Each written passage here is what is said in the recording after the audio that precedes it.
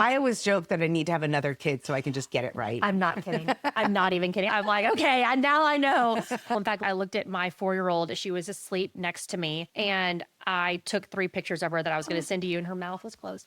I could cry. Yeah. I'm not even kidding. I'm actually getting emotional because when she came out, literally that mouth, her tongue, we called her the little lizard. Her tongue would not fit in her mouth at all. Wouldn't fit.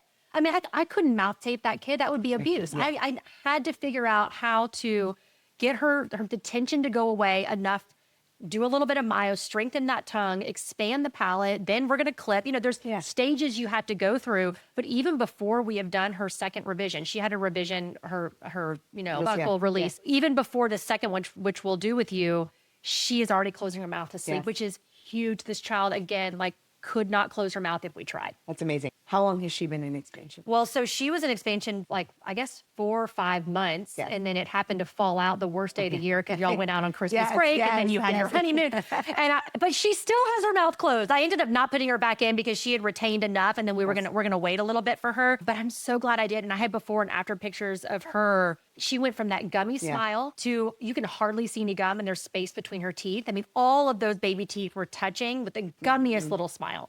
Well, and that's the impact you can have when we start early. Yes. You know, because the longer we wait, the harder those movements are, the more ingrained the habit of mouth breathing is. And that's the thing is you can try to address mouth breathing prior to doing some of this and you'll get some improvement. But if we don't have the structure to support it, then we're asking the body to do something it's not capable of. And the moment we give it the proper structure to work in, then that therapy is super effective.